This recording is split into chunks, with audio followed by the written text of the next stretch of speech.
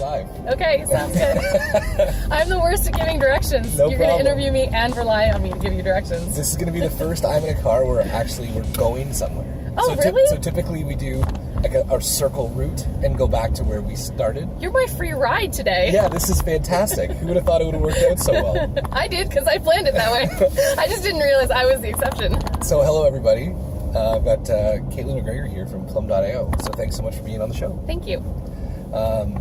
We just go by Plum. The website is plum.io, though. Sure. Okay, it's just Plum. My bad. Quick little rundown, typical I'm in a car fashion. Give us a summary of kind of maybe how you got into the business and what you've been doing for the last, 5-6 years and what you're up to today. Sure, sounds good. So we started the business 6 years ago. I had built 2 businesses for other people. And at the second business, I was hired to go down to the U.S. and start this U.S. branch of an educational writing software company. And I went to make my first hire, and I was told that if I screwed up that first hire, it'd be a loss of $300,000 in the company. So I'm like, A little bit of pressure. Yeah, a little bit of pressure. I don't want to screw that up. So I had an executive coach that had developed a psychometric assessment as a side hobby, and Why not? Yeah. I go snowmobiling. They develop Yeah. assessments. So I basically got to experience working with a consultant for 2.5 years. Very expensive, very labor intensive, but I got to see best practices of what it looks like, the traditional hiring process of judging somebody based on a resume, right, versus actually being able to test their personality and their cognitive ability, intelligence, and see the difference at being able to predict future performance. Right. And it's huge. I mean, the thing that blows my mind is there's this entire field of industrial organizational psychology. A lot of universities will have an entire department, and they train all these people. You can get a PhD in IO psychology. And what happens is those academics then in the real world go and work for large consultancy companies. Right. And those consultancy companies charge whackloads of money to come in. If they use software, it's often customizing it to their own needs. And really 80% of their margin is on this consultancy services. And the technology is a really small piece, or it's really expensive because you're customizing it. Right. So I saw this world of consultancy. I saw this more predictive data. And after 2.5 years, saw an opportunity to create a software as a service business. And what we've done is we are automating industrial organizational psychology, turning it into a software as a service business. And we're combining it now with artificial intelligence, and we do 3 things. We help companies improve the quality of their hires, we help them develop their employees, and then we also help them transform their company culture. Cool. And so we really, our bread and butter for the last 4 years has really been on the hiring side. Yep. And then in the last year and a bit, we've been expanding using the same data, but to optimize internally companies' performance. Epic. Yeah, and so it's exciting because we're disrupting this expensive consultancy model, and it's exciting because we're at the forefront of ensuring that AI is used to help us make better decisions rather than to just repeat bad patterns. Yeah, awesome. So one of the things that has kind of come to my attention with Plum is this focus and orientation around good culture, positive work environments. So can you just give me a little bit of a breakdown from your perspective about what that's all about? Yeah, I mean, I think that it first starts with who you're hiring, and it comes to first with job fit. A lot of the times we talk about culture fit, but the science has really shown that if we want to hire somebody that's going to be exceptional in the role, that they're going to be better than the average person, that it's about matching the needs of the role and what you really need somebody to be excellent at for the role, and then somebody's level of natural excellence, what makes them unique, better than their peers. Right. If you can match the strengths of the role with the strengths of the person, that's how you're going to be able to predict that somebody's going to be very successful in the job long term. Yep. And so when we think about culture, sometimes people will be like, well, I'm a startup, I have an innovative culture. Well, if you're hiring an accountant, you actually don't want an innovative accountant. Yeah, you can run into problems there. What you want is somebody that potentially is really, really great with attention to detail, really great with accomplishing tasks on time, somebody that, can solve complex problems. The fact that they may enjoy a more routined environment, or that, you know, they're not coming up with the next brilliant billion-dollar idea that actually, you know, isn't what you have to match for first. You need to find somebody that meets the needs of the role. And then as a secondary layer, if you have a bunch of people, let's say you've got 5 people that all have exceptional matches for the role, the way our product works is we actually give somebody a match score. So you can have 100 people apply, and we'll show you this person has a 99 match, 92 match, 85 match, 70 match, 30 match. Let's say you've got 5 people that are over 80% match. In that case, sure, find the one that is looking for an environment that's going to be changing a bit more frequently, or, you know, they get excited, curious, you know, they're curious about new information, new things that are happening in the market. But you're probably not looking for somebody that is crazy on the scale of wanting new experiences. And maybe you're just taking maybe you're just taking out of the 5 the one that has the highest in those areas. But if we were just looking for kind of matching to culture, then we've missed matching the needs of the role. So that's kind of the first part. The second part, though, is that if you find people where they're utilizing their strengths on a daily basis, they're going to excel and love working there. I was just about to say They're going to, you know, feel fulfilled. They're going to be driven by the things that they're naturally driven by, so you don't have to micromanage them. And when you have an environment where you can trust people to excel in their natural talents and they're rewarded because they're doing something that they love, that has a massive impact. That almost creates a positive culture. Exactly. As opposed to trying to fit people into a culture. Exactly. That's really cool. Yeah. We've learned some other things about culture in this last year. So we spent, all of our customers were like, that's great, you're helping us match the needs of the role, but what about company culture? And so we ended up doing about 1.5 years of R&D. So we work with a professor at a Central Michigan University, and he has a lab of PhD and master students every fall that do class and practicum R&D work for us. So they spent 1.5 years really looking into how to quantify company culture, because our hiring tool quantifies personality and cognitive ability based on somebody's talents, competencies. So we ended up figuring out that there's these 10 cultural dimensions that aren't correlated with each other, and we have this 10-minute survey that everybody in the organization takes, and we look at where is the company culture today and where do people ideally want it to be. Cool. So 2 things out of this. A lot of company culture is created in the boardroom. It's the executive team creating core values and sticking up these posters everywhere. And then everybody marches to the beat. No problem. So what we've learned is that, you know, 80% of what is seen in the organization and emulated in behavior, that actually forms the culture. So you can say one thing, but if 80% of the people are doing something else, that's actually the culture. So if you want to ensure that you are aligned from a culture perspective, you need to measure what those 80% people are doing. You can't have the CEO and the executive saying one thing and then people doing something else. So if you can measure where everybody is right now and where they ideally already have buy-in to be, then you can align your strategy with the existing buy-in that is present. That's already there. Yeah. So every company we've done this with, and we're talking about large enterprise brands all over the world, were our beta testers last year. Every single company has a gap between where they are now and where they ideally want to be. And every single company where they ideally want to be is not perfectly aligned with the core values and the strategy that the executive team has put out there. So an example is we've got this company, this CEO after 20 years was promoted from within, and one of the first things he did is he set these like 5 cultural values. Ultimately, 4 out of 5 of them were around being number one.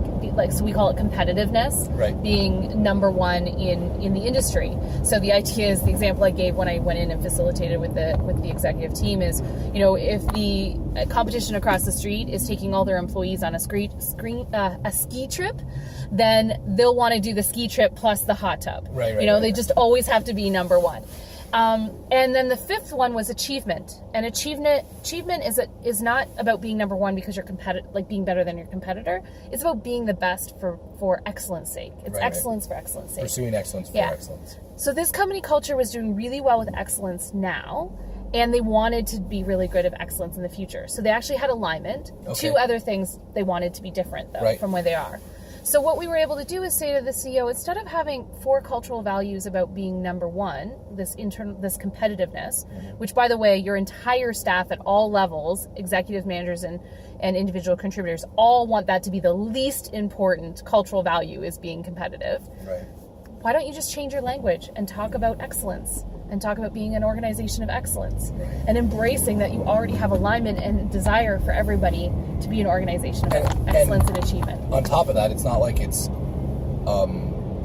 misaligned from what the vision of that CEO was. Right. It's just about tweaking the language, so going from where you're resisting everybody not wanting to be competitive and now getting buy-in because everyone wants to be achievement, you can now have complete alignment to achieve that end goal. That's wonderful. Yeah, we work with a lot of organizations that are going through some sort of transformation. A lot of them have an innovation mandate, and 56% of the reason why innovation mandates fail is because of culture. They don't have that alignment within their culture. Right. And so we're really using this as a cultural diagnostic tool to ensure there's alignment so that they can achieve their business outcomes. So if somebody were watching this and was inclined to use this cultural diagnostic tool, how would they go about doing it? Well, this I get myself in trouble here because really, your organization has to be of a certain size for this to be beneficial. So you're really looking at, you want to have at least 50 employees to benefit from this, because you need to have enough data, enough consensus to really see it.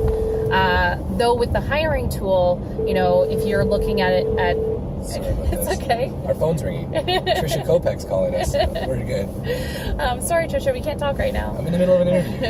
And at some point we need to circle back because I've given you crap directions because the drive is not as far. I know. Driving. At some point, turn around and we'll come back. We're looking for Northfield. Okay, I know where Northfield is. Okay, so yeah, at some point get back to Northfield. Yeah, okay, no problem. So the hiring, if you're looking at, instead of using resumes, which honestly statistically cannot predict future performance. No, of course not. Yeah, so if you have 100 people apply and you throw out 85 of them because of a resume, you've just introduced subjective bias. It does not, those 85 that got rejected, there's no good reason to reject them. Right. If you use Plum, instead we'll tell you who have the strengths for the role that you're looking for and be 4 to 5 times more predictive at being able to say that they'll be excellent on the job. Yeah, that's cool. If you want to use Plum, really you're looking at minimum 10 hires a year is kind of 6 hires a year.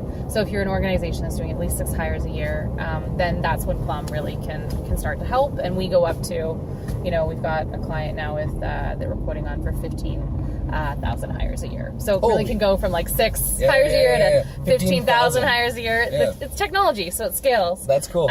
So anybody can go to plum.io. Cool. Oh, we're actually pretty good. This is so you can just keep doing some loops. But so I have a question then. Yes.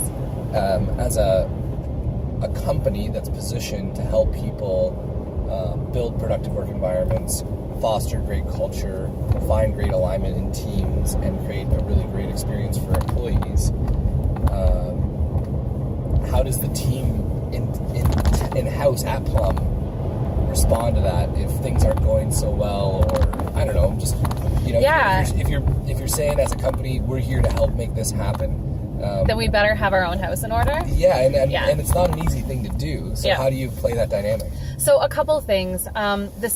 So when a job seeker applies to a role, instead of the resume comes in, but instead of the employer looking at the resume first, they're looking at what we call a Plum profile. It's basically a psychometric 25-minute assessment that a job seeker does once. Yep. So every single person that applies to a job at Plum, they're completing their Plum profile. And when they're hired, we have their profile of what their strengths and weaknesses are. And so we also have these professional development guides. So it basically is a more broken down explanation of those strengths and weaknesses and recommendations. And we have companies that buy these for their existing employees, but we use them internally. So every new hire sits down with our in-house PhD in industrial organizational psychology and goes over their professional development guide. Right. And then they also can learn about their direct reports. So I just hired an office manager, an executive assistant, and she sat down on her first day with our in-house IO, a person with a PhD in IO psychology, went over her profile, but also went over my profile. So she sees, what my strengths and weaknesses are. I have a really, really high level of industriousness, a very high level of achievement. So I have very high expectations. But I'm in the 5th percentile for orderliness. I thrive in chaos. I can just jump into a situation and improvise. I don't need a process in order to function. And so often the process could be introduced a lot earlier in my workflow. There could be a lot more efficiency, but that's going to be something that she can add, is seeing the opportunity for efficiency and process and procedure. So my to-do list gets so long that the to-do list stops being helpful because it's so long. You can call those death lists. Yeah. So, and I love checking off the to-do list, but when it gets to be so long that it's not manageable, the process fails me. Whereas, like, she's going to introduce a better system, probably Asana, that's integrated with Slack, so that, you know, there's a process to ensure even better communication. Whereas I wouldn't stop to take the hour to figure out this new process, because I'd rather in that hour accomplish like 10 other things on my to-do list. Cool. So, like, we are very, very self-aware about the strengths that we bring to the table, how we complement each other.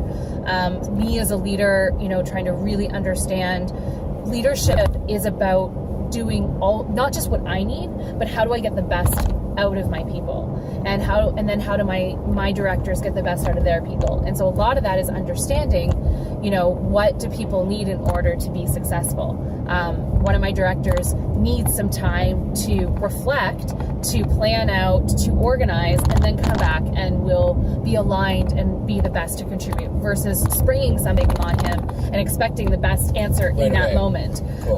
Though I can, you know, I love to be, you know, in that moment creating the best outcome, I'm not going to get the best of him if I do that. Yeah, that's cool. So currently then at Plum, I'm going to go this way to Northfield. We ultimately eat our own dog food.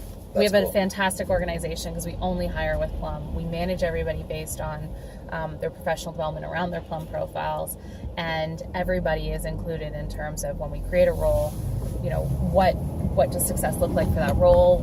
The hiring manager completes a match criteria or a job analysis, so that, you know, as we've had a new director come in, they can ultimately shape the team they want by creating their own match score.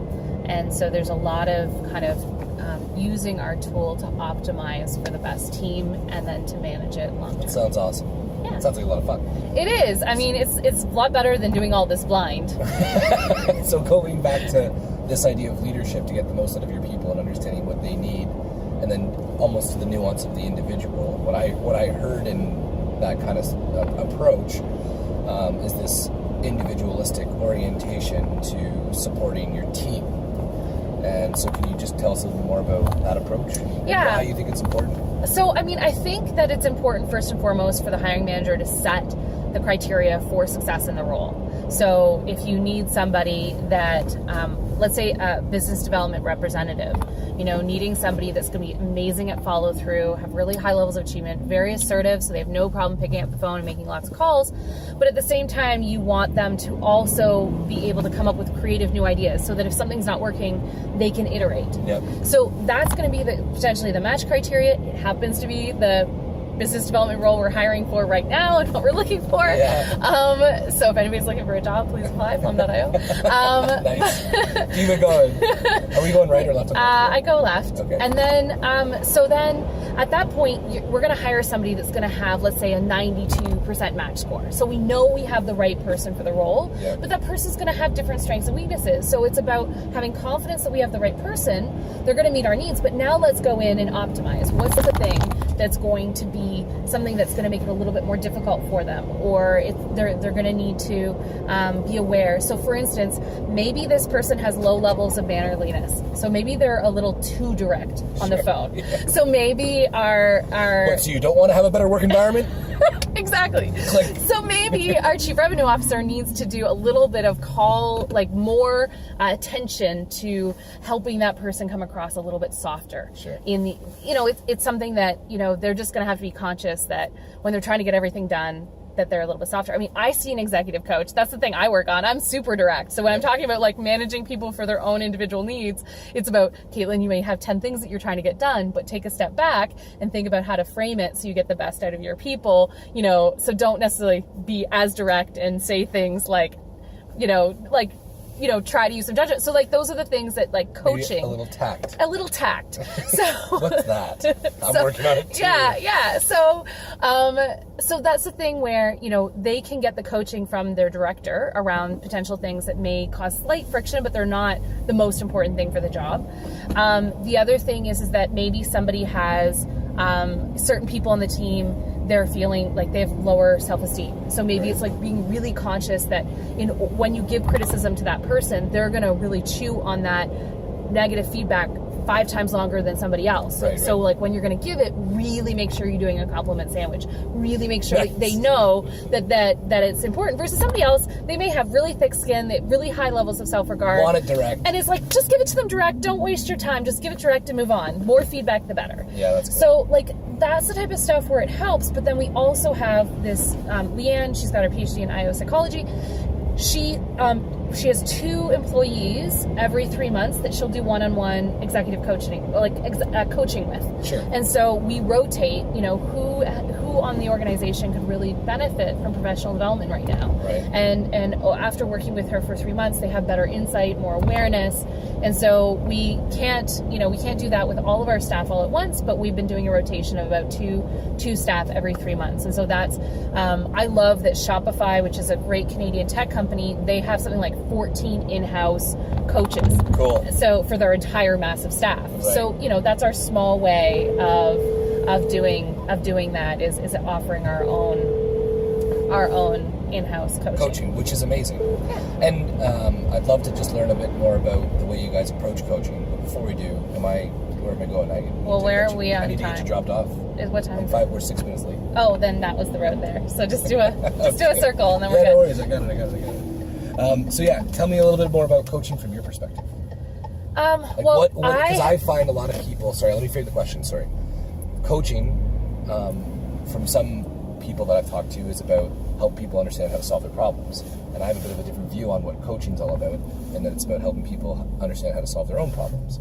So can you just elaborate on what coaching is? It's definitely about enabling them to be more self-aware so that they can do a better job in a situation that may be a bit more difficult. So all kinds of people have different triggers. So if you're aware of what your triggers are, you can choose to consciously react differently. It takes a lot of practice. Emotional triggers? So it could be emotional triggers. It could be like friction points. So I talked about, if you're so direct and you're working with somebody they don't appreciate that directness, it can be causing an unnecessary friction point. Sure. And so we can, by them learning to maybe stop and frame things a little bit differently, they can then end up with less friction in that same situation in the future. Sure. Somebody may not realize that, somebody might think that they want to be in a leadership position because that's what they've been taught, is that you get promotion after promotion after promotion. Right. But they actually may not enjoy leading people. They may really enjoy getting their hands dirty and working on projects day in and day out. Sure. And so coaching them to be more self-aware of how do they truly have a fulfilling progression in their career rather than just feeling like they have to do what everybody else does. Okay. So it's in here, and then it's the first unit on the left. Beautiful. So then when you're approaching coaching, what kind of strategies or tactics do you use when actually coaching? So the first thing we do is use their profile in terms of what their strengths and weaknesses are. And then we sit down with the person to figure out what did they actually want to, make sure they really understand. And then we try to focus on what are the areas that you think would be most beneficial for your own development. We also sit down with the director that person works with to set expectations. Are there any areas that the director thinks maybe should be an area of focus? Is there any area that they want to work on? Talk about confidentiality, ensuring that this, that everything about this stays confidential. So I actually have today or tomorrow, because I have a direct report that just got hired, I'm sitting down and I'm going to be that director in the meeting where my expectations are set, talk about maybe some of the things we're going to work on. Cool. And so there's really, it's a lot of it is driven by the individual and where they want to see growth, and then that coach is there to help them along that and to think about strategies to mitigate potential conflict or maximize other areas of strength. Cool. So if there was one thing you could go back and tell yourself before you jumped into this world of entrepreneurship that you know now that you wish you'd know then, what would it be? So I have a different answer, and so I'm going to cheat on this. It's that there's one thing that I did right, and I'm really, really, really glad that I did, and I would go back to myself to just give myself confidence that is the right thing to do. So this business took a lot longer to get up to a place where we felt like we were really thriving and really surviving and past the survival stage and really into like this thriving stage. So I'd say like the first 5 years, we were just constantly in a mode of like, are we even going to be around in 12 months? And so there's a lot of feeling like you have to sprint at every moment. The first 3 years of the business, we were just sprinting all the time. And it's a long sprint. Yeah. And at 3.5 years, we're like, holy shit, okay, this is a marathon. If we're going to really make this, we need to start to have better work-life balance. We need to be in this for the long run. But you don't know if that's even worth it. And now that we're at the 6-year mark and we're now thriving as an organization, you know, really like knowing that it was this marathon meant that I made choices in life where I didn't put my life on hold. Cool. You know, I when we started this business, I was pregnant. I was about to go into labor with our first kid. Why not? Start a business. Yeah, start a business, have a kid, you know, whatever. And then, you know, there was the question of can we have a second kid? And we waited an extra year longer because financially we just couldn't have pulled it off. But we did decide to go ahead and have our second kid, and he's now 2.5 years old. Amazing. And we ended up, you know, going on a vacation to Dominican Republic one year with our 2 kids and my mom. And, you know, we made choices to not put our lives on hold. Awesome. And my mom unfortunately passed away unexpectedly at the end of November a few months ago, but I have no regrets because I had amazing time with her. Cool. I didn't put my life on hold. I didn't sacrifice the relationships with my family and my friends. I nurtured those relationships because you need those people in order to have the strength to keep going. And so my one thing that I would tell myself is that don't put your life on hold.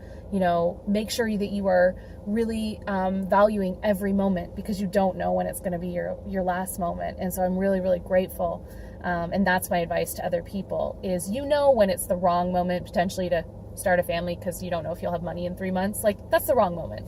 But in life, if it's not the wrong moment, then it's probably the right moment because you're never going to have a perfect moment. So just wait for it to not be the wrong moment. And that's when you go ahead and invest in yourself or take that next risk in life. Cool. Thank you. Thank you. All right. See you guys. Bye.